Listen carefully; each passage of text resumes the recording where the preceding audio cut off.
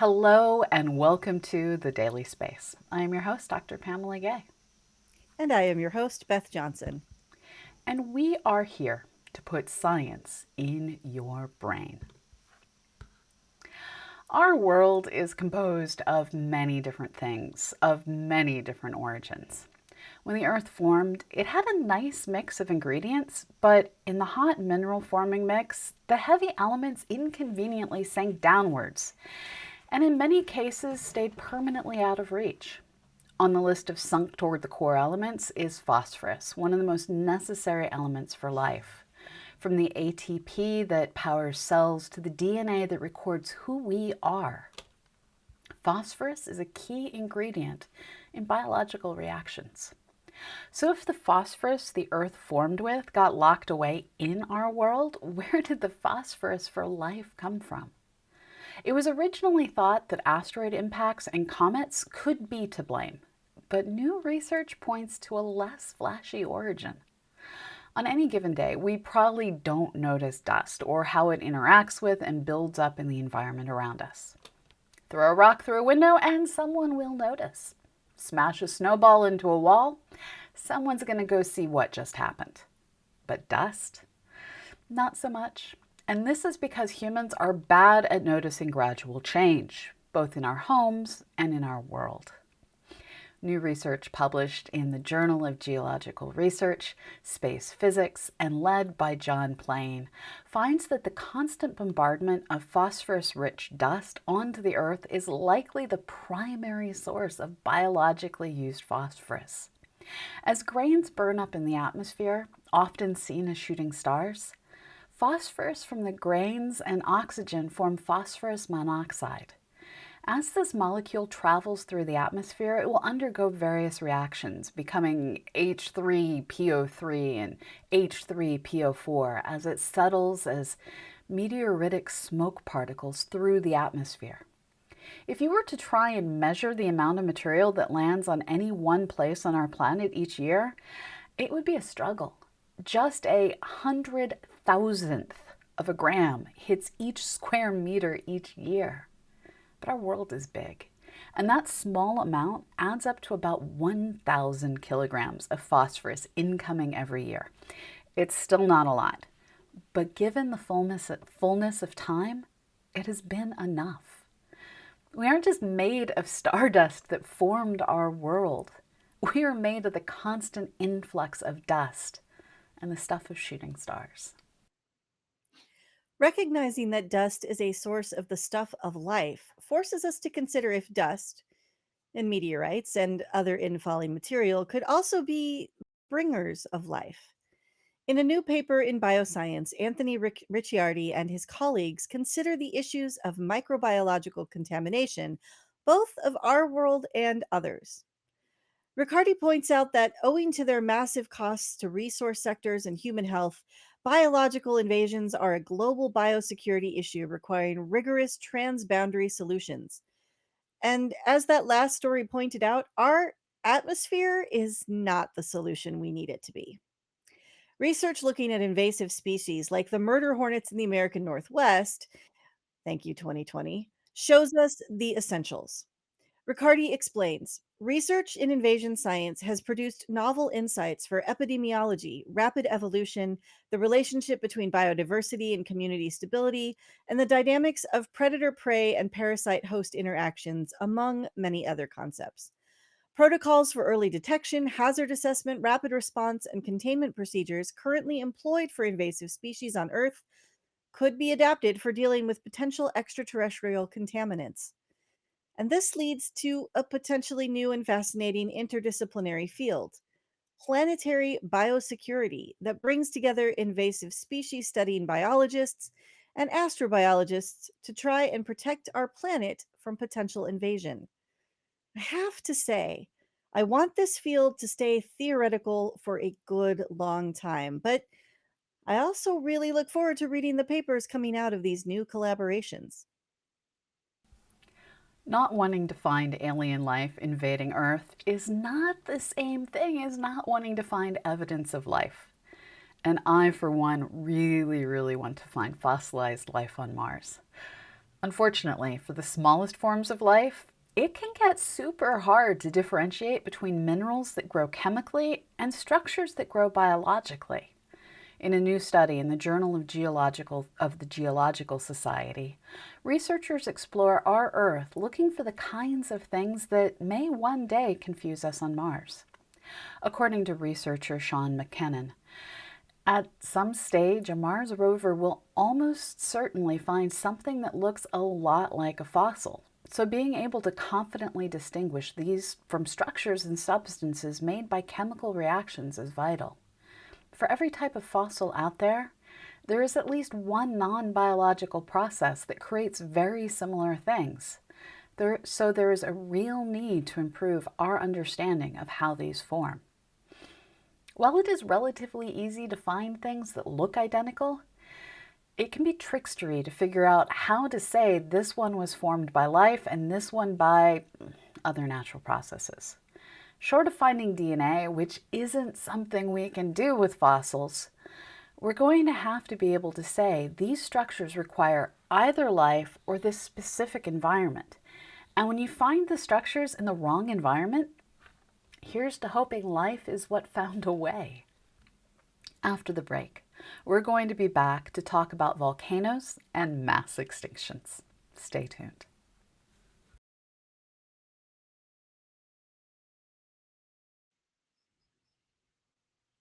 Back here on Earth, we're once again held captive and fascinated by the power and awesomeness of volcanoes. I don't think we can overstate the love that our team has for these powerful structures, no matter the type. Cinder cones like in La Palma and Iceland, shield volcanoes like Kilauea, or stratovolcanoes like those in the Andes and Japan. And we even love a type of volcano that seems a bit misunderstood, in my opinion, the caldera. Of course, most of us are familiar with the huge caldera under Yellowstone, but that's one of many here on Earth. New research published in Nature Communications and led by Dr. Simona Petrosino has found a novel way to understand just how liquids, in this case magma, flow underground when it comes to caldera.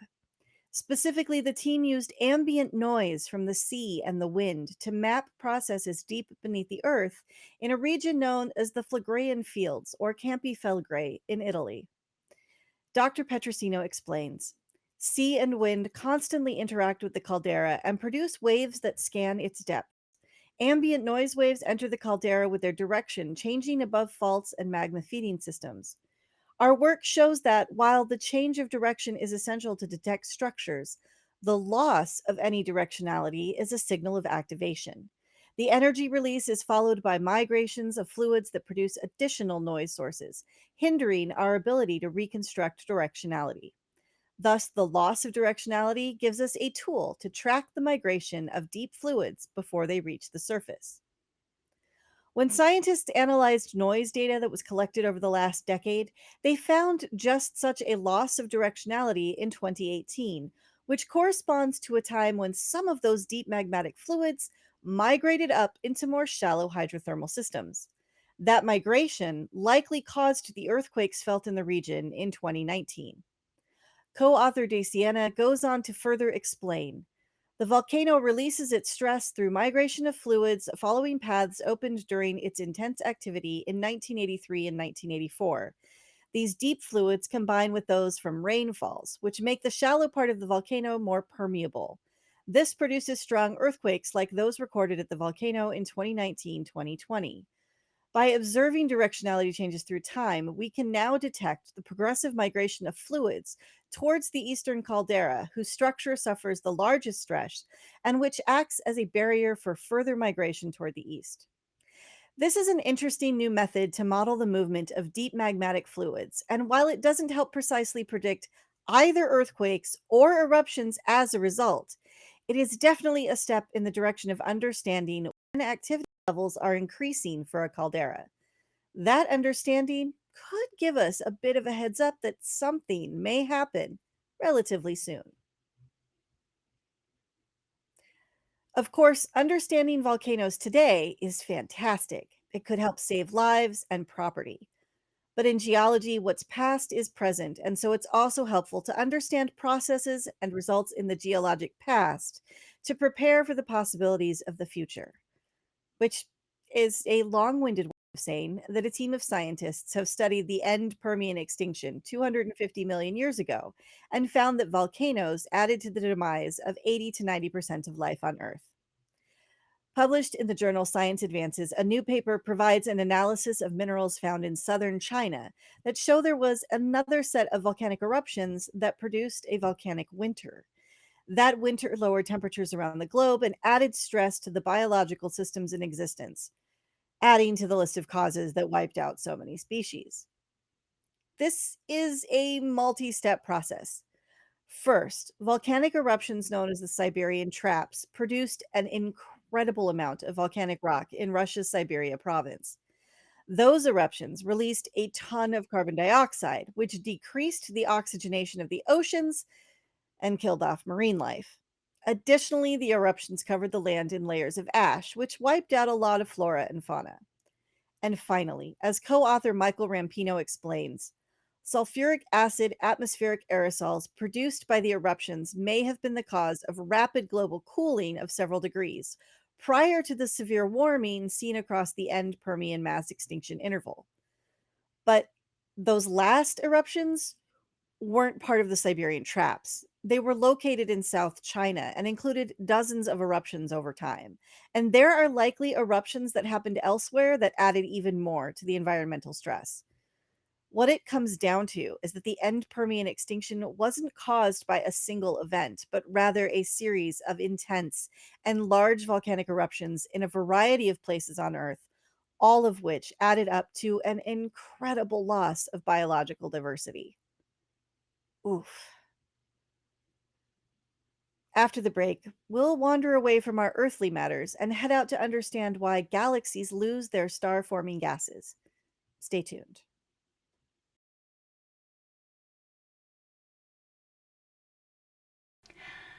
I have to start this next story by admitting I wanted to discuss it because the data used looks more like an artist's impression of a galaxy cluster than like an actual image. In a new paper coming out in the Astrophysical Journal Supplements, researchers led by Toby Brown released an amazing map of the Virgo galaxy cluster that traces the presence of carbon monoxide in and around this cluster's galaxies. The goal was straightforward: to track down the physics responsible for killing star formation in galaxies that plunge into galaxy clusters. Galaxies, like our own Milky Way galaxy, will one day be. According to Brown, we know that galaxies are being killed by their environments, and we want to know why. The Virgo cluster is the perfect laboratory to explore this question. It is an old system with a dead core of galaxies, but it is continuing to grow, so we can see systems still undergoing star formation falling in and shutting down.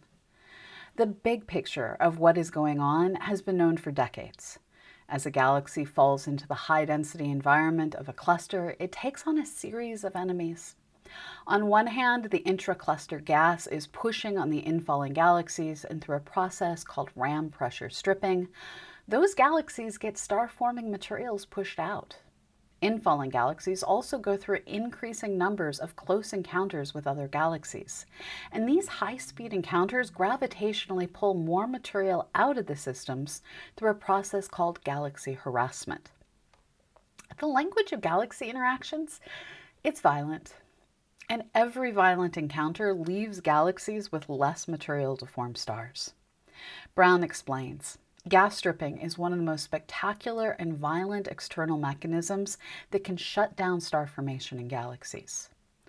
While we've understood these big picture ideas for a long time, the details of what this looks like hasn't been known. It is only with this new survey by ALMA that seeing details has become possible. Called the Virgo Environment Traced in Carbon Monoxide Survey, VERTICO. This campaign has imaged the gas reservoirs of 51 galaxies in high resolution. This new paper is the catalog of data, and science papers will be coming in the months and years to come as folks take the time to analyze each of these 51 systems. Already hints of what is to come can be seen in the mapping of interacting systems and in knots of gas seen in isolated systems. Using this catalog, researchers will be able to see what galaxies at different points and falling into the cluster look like.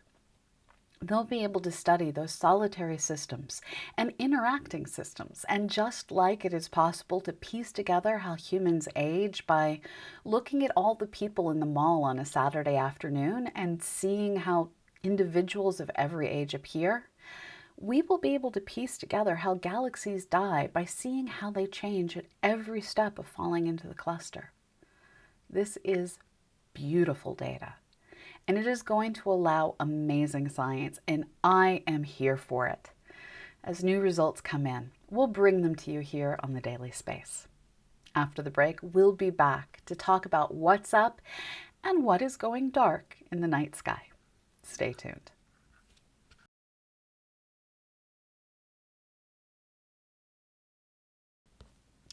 This week in What's Up is a partial lunar eclipse. Starting November 19th at 0858 UTC, the moon will begin to skirt the edge of the Earth's umbra, or shadow, as the Earth goes in between the moon and the sun. Peak eclipse will happen at 0902 UTC. Nearly the entire United States, including Hawaii, will be able to see this eclipse. In addition, Central America down to Guatemala will be able to see the full eclipse. Parts of the United Kingdom will be able to see some as well, but only in the few minutes before the moon sets below the horizon. But I don't want to get your hopes up, as partial lunar eclipses are not that visually striking, especially compared to a total solar eclipse. At best, you will be able to see the moon get a little darker and redder at full eclipse, and not much else. The moon gets red because the light that hits it has passed through the Earth's atmosphere, which scatters out blue wavelengths through a process called Rayleigh scattering. This leaves only the red wavelengths to reflect off the moon. This is also why the sun appears red when at the horizon. One thing to look for in this partial eclipse is the Pleiades star cluster, which will be positioned very close to the moon during the eclipse. You can try viewing this event in a telescope, but again, there isn't much to see. At best, a mild darkening compared to its usual brightness. It is safe to view a lunar eclipse in a telescope without any special filters, though you may want to attach a neutral density filter to your eyepiece to cut down on the moon's brightness. Yes, that is going to be a concern during this kind of an eclipse.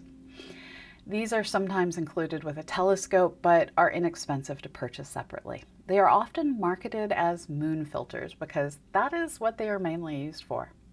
It can get somewhat annoying, like looking right at the bright light for a few minutes, and a neutral density filter makes it more comfortable.